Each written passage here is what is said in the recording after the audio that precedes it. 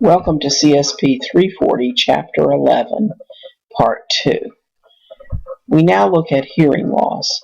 Hearing loss can be unilateral or bilateral. Unilateral meaning in one ear, bilateral meaning in both ears. We consider a person to be deaf if, even with amplification, they cannot access speech.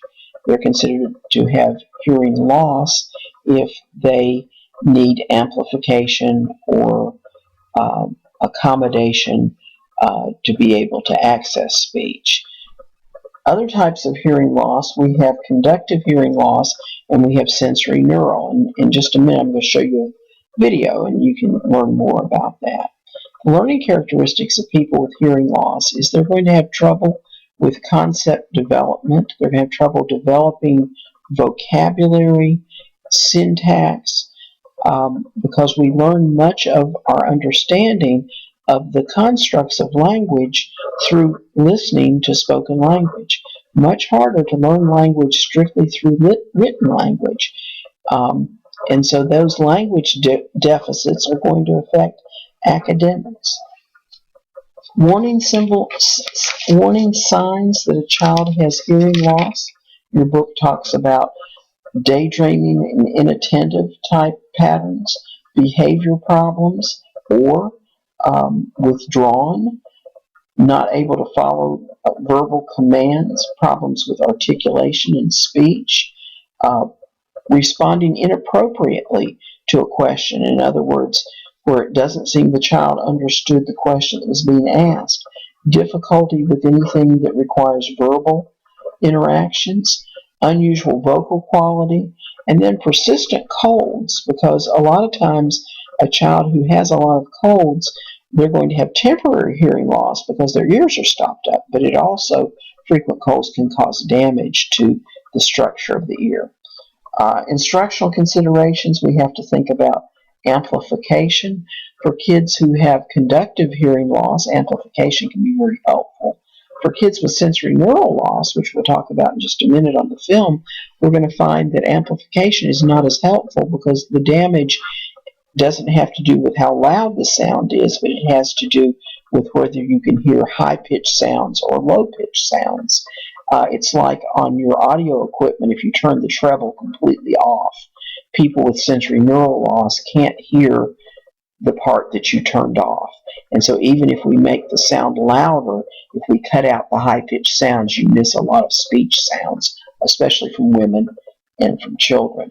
One of the ways that we can help for people who have sensory neural loss is through implants. They actually do an implant in the cochlea so that the person can hear directly, get the sounds directly to that auditory nerve. So here is a short film on hearing loss. Whatever mountain you set out to conquer every day, there's grape nuts fit from the sea.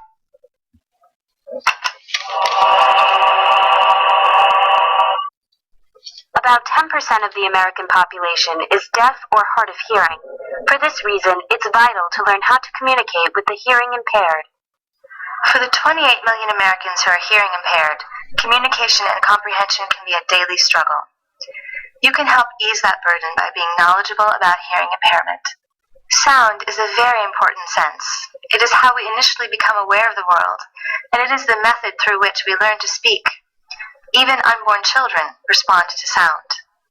People who are deaf or very hard of hearing cannot do many of the things that we take for granted. They can't respond to a fire alarm or a doorbell, or answer someone who speaks to them from behind. There are 3 basic types of hearing loss, and each has different results. Conductive hearing loss occurs when sound is not shuttled efficiently through the outer ear canal to the eardrum and the ossicles, or tiny bones, of the middle ear. Conductive hearing loss, which may be caused by factors like infection or impacted earwax, results in a reduction in hearing. Most people with this type of hearing loss find that hearing aids can help magnify sounds. A more severe form of hearing loss, sensorineural loss, involves a reduction or complete loss of the auditory sense, and can also impact the ability to understand speech. Sensorineural hearing loss occurs when there is damage to the inner ear, or cochlea, or to the inner ear's nerves to the brain, the auditory nerves. It's often present at birth or occurs following disease. The third type of hearing impairment, mixed hearing loss, occurs when there is a conductive hearing loss in combination with a sensorineural hearing loss. Hearing loss is further measured by the severity of the loss, which ear is affected, and if the loss is sudden or progressive. Whether the impairment is stable or fluctuating is also taken into account.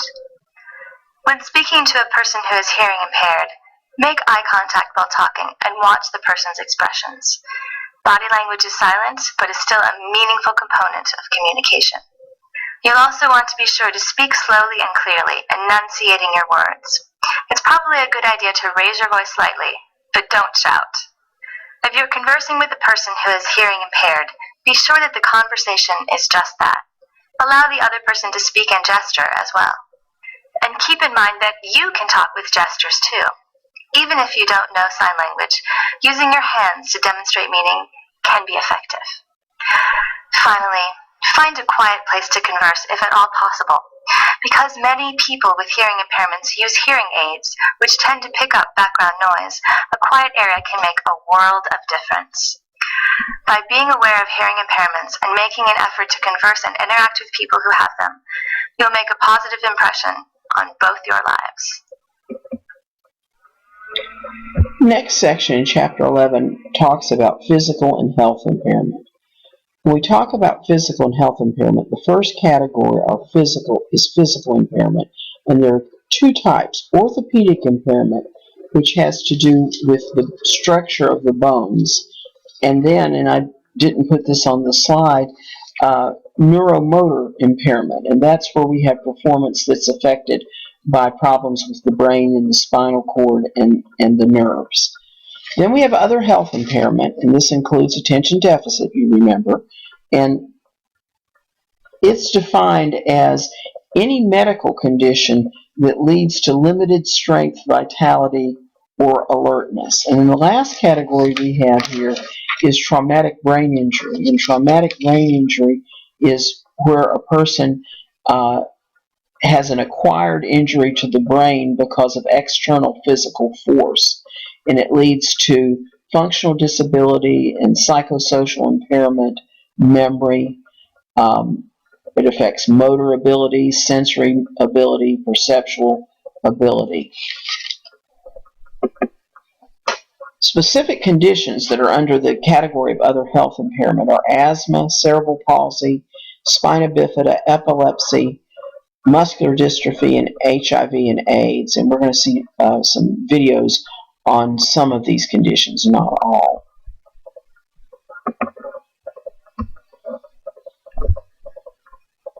Whatever mountain you set out to conquer every day, there's grape nuts fit.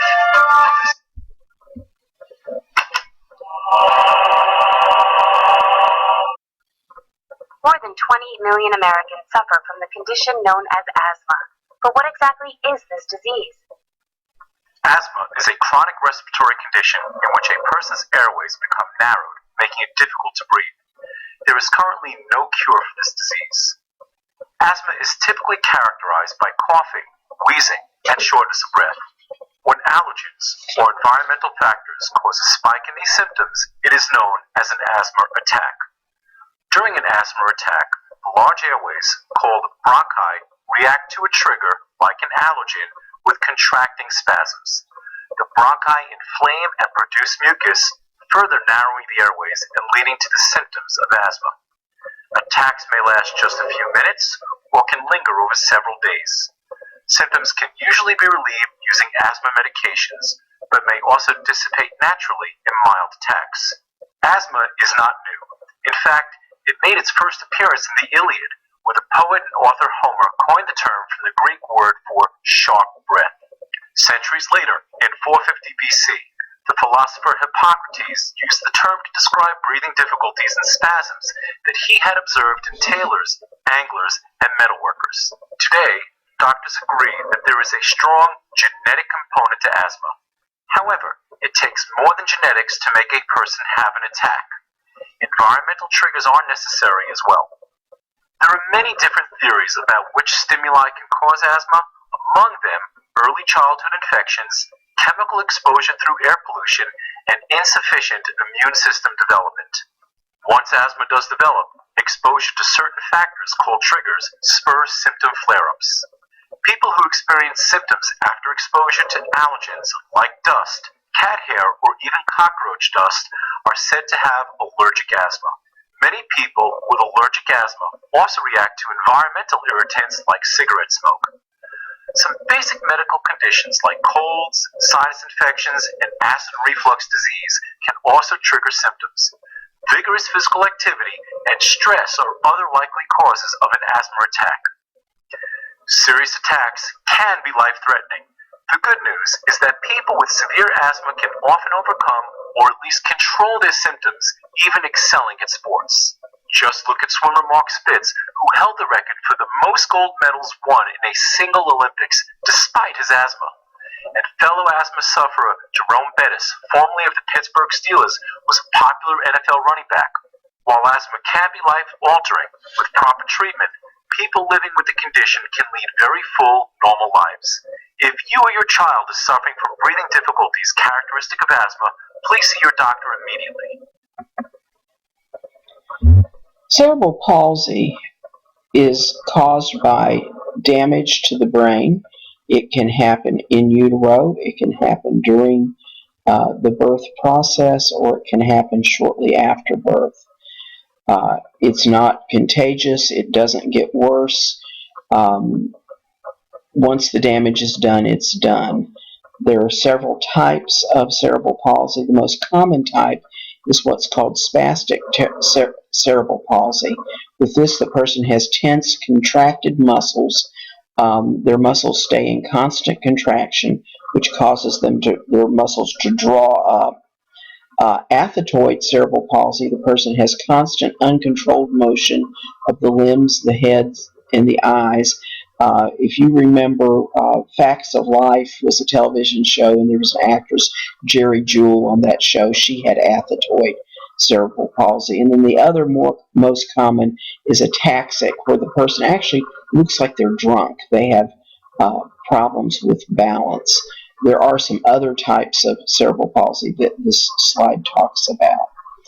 I'm going to end this video here because I only have 15 minutes, and so I don't want to start in the middle of something. So there will be one more video on chapter 11.